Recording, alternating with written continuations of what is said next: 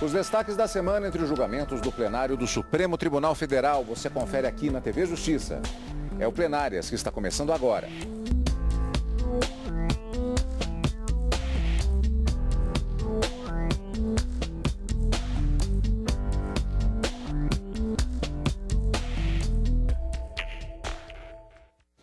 Com os destaques das sessões dos dias 15 e 16 de fevereiro de 2017, como sempre, respectivamente, quarta e quinta-feira. Karina, uma semana marcada por uma grande quantidade de julgamentos, alguns em continuidade, há uma expectativa ainda para o futuro em relação a algumas decisões e também decisões importantes com repercussão, tanto do ponto de vista técnico, a chamada repercussão geral, como a chamada repercussão de fato em relação à sociedade. Exatamente, Cadu, e eu chamaria a atenção para o julgamento mais importante da semana, que sem dúvida alguma foi realizado na quinta-feira. Sessão única, monotemática, que a gente sempre diz, não é? Em que os ministros do Supremo acabaram decidindo que há sim a responsabilidade civil do Estado e o dever de indenizar aquele preso condenado e que cumpre a sua pena nos presídios brasileiros em situações absolutamente degradantes em razão das más condições que são ofertadas a esses presos. Leva-se em consideração os direitos fundamentais previstos na Constituição, como a integridade tanto física, mas principalmente a integridade moral desses presos, que a partir de agora cria-se um precedente, uma jurisprudência na Suprema Corte, de que enquanto mantida essa situação precária dos presídios, haverá a possibilidade de, em juízo, se ganhar essa indenização. Uma situação que acaba chamando a atenção das autoridades públicas para tomarem uma decisão e não deixarem a circunstância dessa precariedade tomar conta dos presídios brasileiros. Mas na quarta-feira, outros 4 julgamentos foram realizados também. A retomada da discussão sobre a responsabilidade subsidiária do poder público para o pagamento daquela conta, né, das verbas rescisórias de uma empresa terceirizada contratada e que não tenha feito o pagamento dessas despesas, se essa responsabilidade ela é automática ou não, ou se pode ser imputada ao poder público. Há algumas semanas, esse julgamento ou esse tema tem vindo ao plenário do Supremo Tribunal Federal e a semana passada o julgamento foi suspenso para aguardar o voto da ministra Carmen Lúcia, que estava ausente justificadamente. E nessa semana, na quarta-feira, a ministra apresentou o seu voto e acabou acompanhando a divergência aberta pelo ministro Luiz Fux para entender que deve ser mantida a decisão do Supremo proferida numa ação declaratória de constitucionalidade de que essa responsabilidade subsidiária não é automática, já que, uma vez declarado constitucional, um artigo da Lei 8666, que é a Lei de Licitações, e que trata justamente sobre esse tema.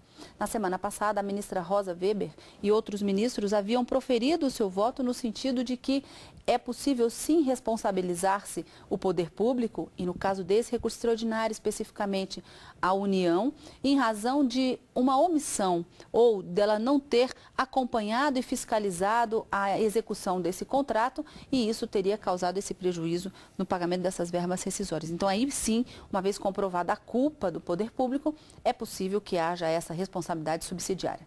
Placar empatado, 5 votos a 5 para cada uma das duas correntes, julgamento suspenso, aguardando a nomeação e a posse do 11º integrante da Suprema Corte, em razão da vaga deixada pelo falecimento do ministro Teori Zavascki. Ainda na quarta-feira, outros 2 julgamentos foram concluídos.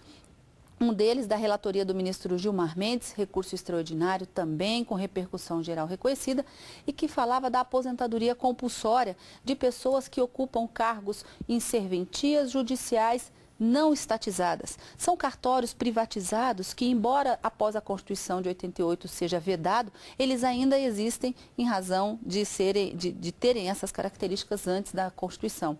E o ministro Gilmar Mendes, seguido por todos os outros ministros, entenderam que, de acordo com a jurisprudência do Supremo, o mesmo tratamento dado às serventias extrajudiciais deve ser dado também às serventias judiciais, não se aplicando a regra da aposentadoria compulsória ou expulsória, como eu sempre me lembro do ministro já aposentado César Peluso, ele sempre, quando se referia a essa aposentadoria compulsória, ele falava que era expulsória. Então, essa regra acaba não alcançando nenhum desses servidores, porque eles não são titulares de cargos de provimento efetivo, eles não são efetivamente concursados e não recebem a sua remuneração dos cofres públicos. Em razão disso, foi firmada uma tese nesse recurso extraordinário e foi concluído esse julgamento. E ainda na quarta, Eduardo Consentino Cunha, por meio de sua defesa, veio ao plenário para tentar, mais uma vez, afastar a decretação da sua prisão e em busca, inclusive, de um habeas corpus de ofício, tentar reverter a decisão que reputava absolutamente inconstitucional e violadora de autoridade de decisão já proferida na Suprema Corte. Por votação unânime, os ministros acabaram entendendo que não era cabível a reclamação, mantendo uma decisão que anteriormente já havia sido proferida pelo ministro Teori Zavascki e acabaram negando o habeas corpus de ofício, ficando vencido apenas o ministro Marco Aurélio. 5 julgamentos realizados, um suspenso em razão de empate, uma outra ação direta de inconstitucionalidade suspensa em razão de um pedido de vista do ministro Edson Fachin, 3 julgamentos concluídos. Um recurso extraordinário na quarta, outro recurso extraordinário na quinta-feira e a negativa de provimento do agravo regimental na reclamação de Eduardo Consentino Cunha. Saldo positivo nessa semana e nos trabalhos do plenário do Supremo Tribunal Federal. Como são muitos julgamentos que nós tivemos nessa semana, particularmente na quarta-feira, então vamos dividir excepcionalmente em 2 reportagens já especificamente para aquela sessão. Na primeira parte da sessão plenária desta quarta-feira, os ministros julgaram e aprovaram, como já adiantou a Karina, tese que veda a aposentadoria compulsória para titulares de serventias não estatizadas. O plenário confirmou decisão do Tribunal de Justiça do Paraná, entendendo que a aposentadoria compulsória não se aplica aos titulares de cartórios judiciais ainda não estatizados. O relator, ministro Gilmar Mendes, explicou que os cartórios judiciais começaram a ser estatizados após a Constituição de 1988. Então, aqueles que assumiram antes dessa data são privatizados e não recebem remuneração dos cofres públicos. E, por isso, não deve se aplicar a eles a aposentadoria compulsória prevista para os servidores públicos. Entendo possível a extensão aos titulares de serventia judicial não estatizada, remunerados exclusivamente por custa e emolumentos, do mesmo tratamento conferido aos titulares do foro extrajudicial, tendo em vista a similitude das relações jurídicas. Ambos referem-se à atividade privada em colaboração com o poder público. Portanto, não se aplica a aposentadoria compulsória aos titulares de serventias, essas judiciais não estatizadas, remunerados exclusivamente por custas e emolumentos, ao passo que os demais estão submetidos à regra constitucional fixada no artigo 40, parágrafo 1º, inciso 2 da Constituição. Como o caso teve repercussão geral reconhecida, o ministro leu a tese que deve ser aplicada por todos os tribunais do país ao analisarem casos semelhantes. Não se aplica a aposentadoria compulsória prevista no artigo 40, parágrafo 1º, 2 da Constituição Federal, aos titulares de serventias judiciais não estatizadas, desde que não sejam ocupantes de cargo público efetivo e não recebam remuneração proveniente dos cofres públicos. Todos os ministros acompanharam o voto do relator. Também entendo incompatível com o texto constitucional a concessão de aposentadoria compulsória aos titulares de serventias não remunerados pelos cofres públicos e também que é igualmente inviável a concessão de outros benefícios exclusivos para os titulares de cargos efetivos vinculados ao regime próprio, como, por exemplo, o abono de permanência, já que esse pressupõe o reconhecimento do direito à aposentadoria voluntária e a percepção até o preenchimento dos requisitos de aposentadoria compulsória. Se houvesse aposentadoria compulsória, mais rapidamente se poderia efetivar o artigo 31 do ADCT, que é tornar essas serventias públicas, como elas deveriam ser. Oficializadas. Oficializadas. Porém, também eu acho que nessa hipótese haveria um problema no tratamento previdenciário e da aposentadoria dado pela Constituição, de modo que, não se tratando de serventia em que os ocupantes titularizem cargo público ou sejam remunerados por cargos públicos, como diz a proposta do ministro Gilmar, eu certamente acompanho de que não se aplica a aposentadoria compulsória. Nós temos, de um lado, serventias extrajudiciais, regidas pelo que dispõe o artigo 236 da Constituição, e que abrangem os serviços notariais de um lado e os serviços registrais ou de registro de outro, e também as serventias judiciais, como regra, em face do que estabelece o artigo 31 do ADCT, as serventias judiciais foram estatizadas, como menciona a própria regra transitória. Na verdade, são serventias oficializadas, cujos titulares percebem a remuneração paga pelos próprios cofres públicos. E a situação remanescente é uma situação residual que se refere precisamente às serventias não oficializadas, em que a remuneração se dá mediante pagamento de custos e, notadamente, de emolumentos. Ainda durante a sessão, os ministros retomaram o julgamento em que se discute a responsabilidade da administração pública pelas dívidas trabalhistas de empresa terceirizada contratada para a prestação de serviços. O empate suspendeu o julgamento. O voto de desempate caberá ao ministro a ser nomeado para a vaga de Teori Zavascki. Nesta quarta-feira, a presidente do STF, ministra Carmen Lúcia, votou com a divergência, ressaltando que a jurisprudência da Corte restringiu a solidariedade entre a administração e o contratado somente quanto às dívidas previdenciárias. Da moldura fática do acórdão recorrido, não compreendo tenha sido demonstrado comprovação cabal da responsabilidade da administração pelo descumprimento da legislação trabalhista.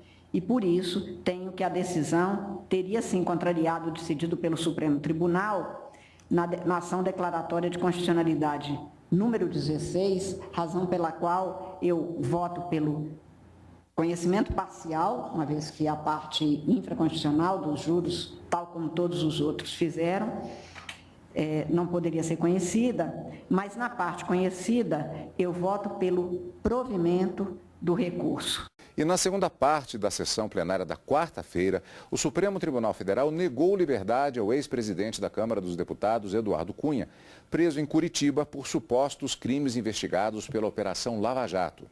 No Supremo, a defesa alegou que a decretação da prisão pelo juiz Sérgio Moro, da 13ª Vara Federal de Curitiba, contrariou decisão do próprio STF, que afastou Eduardo Cunha do mandato parlamentar e, por consequência, da presidência da Casa, mas não determinou a sua prisão. Não se faz necessário atropelar a Constituição Federal e seus princípios básicos, suas garantias fundamentais, a duras penas conquistadas também pela população brasileira. É preciso, acima de tudo, respeitar as decisões desse colente Supremo Tribunal Federal. Não apenas isso, mas também respeitar o Supremo Tribunal Federal como instituição maior do Poder Judiciário brasileiro. Por maioria, os ministros mantiveram decisão do ministro Teori Zavascki, que em novembro já havia negado o pedido de liberdade. Nesta quarta-feira, o ministro Edson Fachin, novo relator da Lava Jato no STF, destacou que a reclamação não é o instrumento adequado, já que não houve violação à decisão da Corte, que não chegou a se manifestar sobre a necessidade da prisão. O recurso manejado é inapto a alterar a decisão vergastada. De fato, como bem destacado na decisão recorrida, ao julgar as ações cautelares 4.070 e 4.175, esse Supremo Tribunal Federal não se manifestou sobre os requisitos da prisão preventiva, o que impede a utilização da reclamação para suscitar violação da decisão desta Corte. Eu estou acompanhando o ministro Fachin na negativa de provimento ao agravo regimental e na não concessão do habeas corpus de ofício. Não se pode inferir atentado à decisão do Supremo. Quer dizer, na verdade, o Supremo Tribunal Federal não se pronunciou sobre a decretação da preventiva, mas isso não significa dizer que, por fato ulterior e dentro da órbita da independência jurídica do juiz, ele não pudesse decretá-la. A reclamação foi corretamente rejeitada e, a forciori, o agravo do instrumento deve ser desprovido. E, igualmente, não me parece ser o caso de ter na decisão para a qual se pede um habeas corpus de ofício elementos suficientes, uma vez que está sob a jurisdição competente pela segunda análise, uma vez que já houve a prestação pelo Tribunal Regional Federal e, portanto, com as vendas de entendimento em contrário, eu nego provimento ao agravo. Vamos falar um pouquinho mais a respeito desta sessão de quarta-feira, mas no próximo bloco do nosso programa Plenárias de hoje. E você vai ver também os destaques, ou melhor, o principal destaque da sessão plenária desta quinta-feira, que também é um dos destaques da semana no plenário do Supremo Tribunal Federal. Daqui a pouquinho, logo depois do intervalo.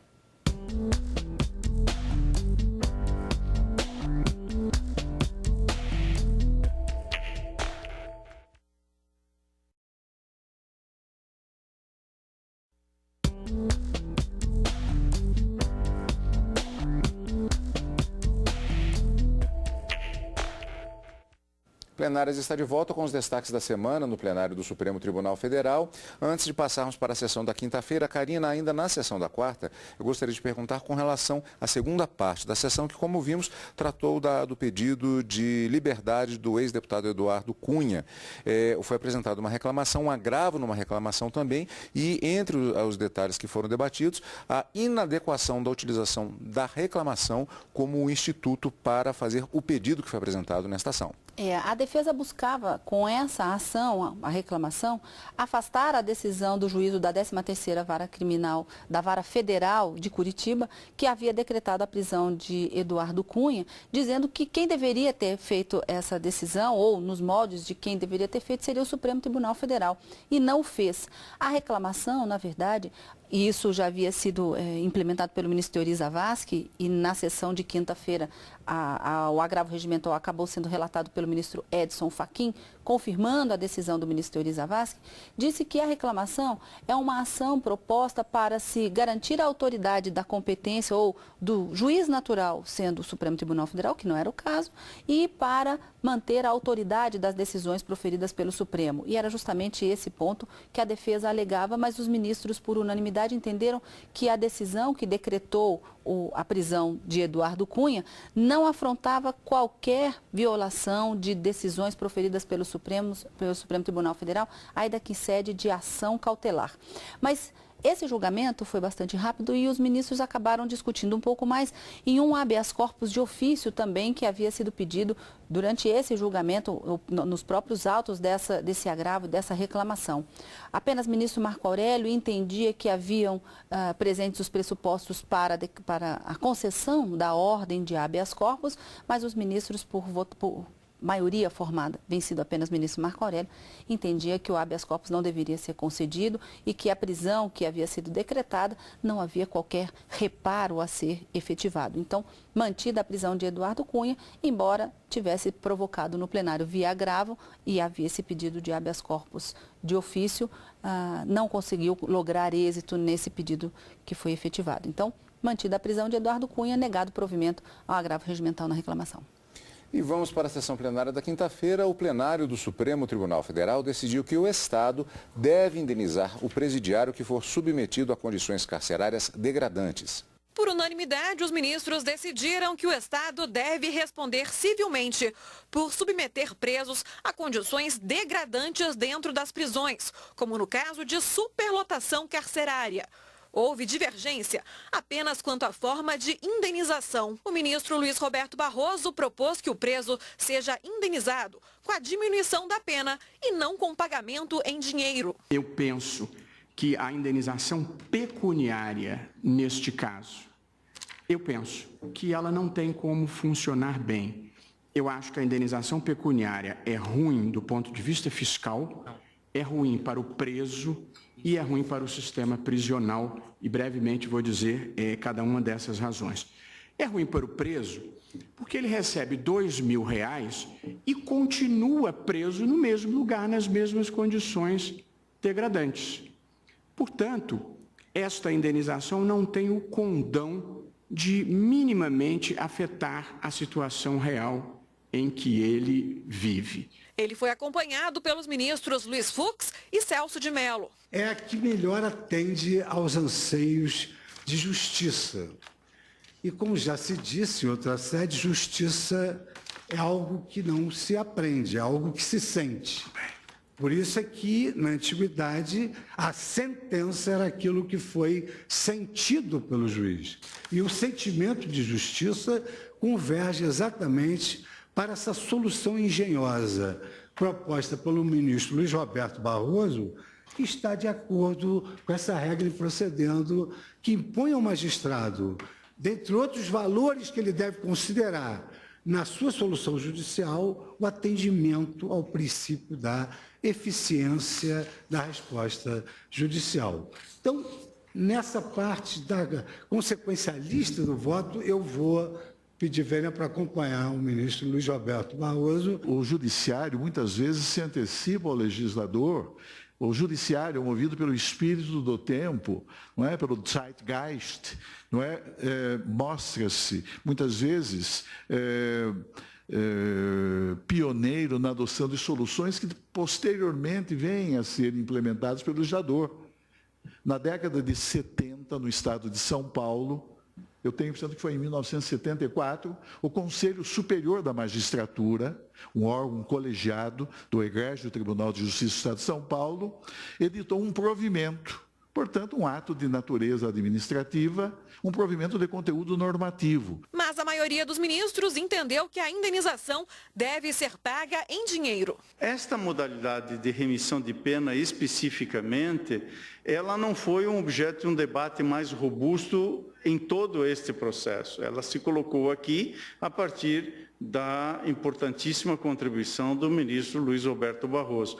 Creio que possamos ter no futuro um eventual caso em que este tema, especificamente da remissão, venha como protagonista desta decisão e não a indenização, tal como de um modo geral é tida, embora seja um reducionismo, na sua perspectiva de índole pecuniária, que, como disse, repito, é reducionista, porque a indenização também compreende modos não pecuniários de reparação. No fim do julgamento, a ministra Carmen Lúcia, presidente do STF e do CNJ, disse que a situação carcerária do país é gravíssima, mas lembrou algumas medidas que estão sendo tomadas pelo Conselho Nacional de Justiça para melhorar os presídios brasileiros. Eu tenho andado, especialmente pelas penitenciárias femininas, para dar cumprimento à Lei 2040, que é de 28 de setembro de 1881, que é a chamada Lei do Ventre Livre, porque nós tínhamos no Brasil, e ainda temos, parece que em pouquíssimos casos, já conseguimos vencer, e acho que até junho não teremos nenhum,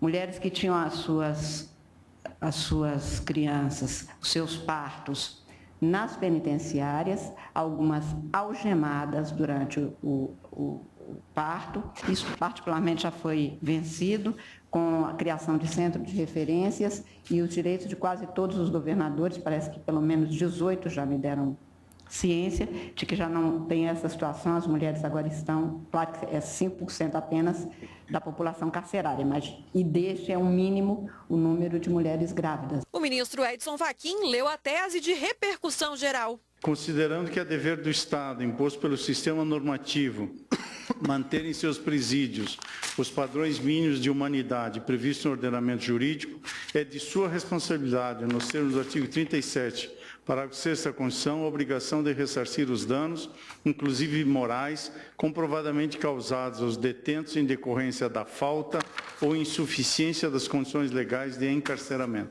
A decisão vai solucionar mais de 70 processos que estavam suspensos, aguardando um precedente do Supremo. Sessão plenária desta quinta-feira. Karina, entre os ministros, unanimidade no sentido da situação carcerária no país. O debate foi sobre a questão levantada pelo ministro Roberto Barroso entre a forma de se pagar, de se fazer essa indenização, remissão de pena ou forma pecuniária. A única divergência era em relação ao modo da reparação do dano, né? Então, havia, sim, uma unanimidade, um consenso formado sobre a responsabilidade civil do Estado e o dever de indenizar, já que há de uma forma explícita e notória e conhecimento publicizado todos os dias nas televisões, que os presídios brasileiros, eles sofrem com essa precariedade e os presos condenados e que cumprem as suas penas nesses presídios têm, sim, o seu direito à integridade moral violados. Então, existe um nexo de causalidade entre o dano causado e o dever de reparar como símbolo de toda a responsabilidade civil. Então, Nesse ponto, não há discordância entre os ministros do Supremo Tribunal Federal. O ministro Roberto Barroso, que em maio de 2015 proferiu seu voto à luz de um estudo comparado que houve na Itália, inclusive, e é legal, ele propunha a forma de compensação dessa violação de direitos fundamentais em uma moeda penal. Ele propunha a redução da pena de 1 dia para 3 ou 7 dias cumpridos nesse sistema degradante, a depender das condições piores ou menos ruins ou menos desfavoráveis dos presídios daquele apenado, daquele condenado que cumprisse essas penas. Ministro Celso de Mello e ministro Luiz Fux, apenas esses 2 ministros concordavam com a tese trazida pelo ministro Luiz Roberto Barroso, que acabou ficando vencido. Ministro Edson Fachin e ministro Marco Aurélio concordavam também com o pagamento da indenização em forma de pecúnia, mas não no valor de R$2.000, como havia sido fixado pelo tribunal, mas sim em razão do pedido da Defensoria Pública no valor de um salário mínimo. Mas a maioria que se formou, portanto, acabou decidindo na forma de reparação. Existe o dever de indenizar e esse dever de indenizar deve ser na forma pecuniária e em um pagamento único nesse caso. Vamos lembrar que trata-se de um recurso extraordinário de um condenado que cumpre pena no estado do Mato Grosso do Sul. Esse caso tem a repercussão geral reconhecida e outros 71 processos que aguardam o julgamento desse paradigmático deve ter a mesma solução, guardadas as devidas proporções em razão desse pedido de indenização. Mas cria-se, como a gente disse, um precedente na Suprema Corte para outros casos que poderão vir à Justiça também buscar e pleitear esse mesmo direito. Esses foram os destaques da semana no plenário do Supremo Tribunal Federal. Já temos encontro marcado na próxima semana, Karina. Na próxima semana, quarta e quinta-feira, ao vivo, no Direto do Plenário, e no final de semana com plenárias. Obrigado pela sua companhia, como sempre, e continue conosco aqui, na TV Justiça.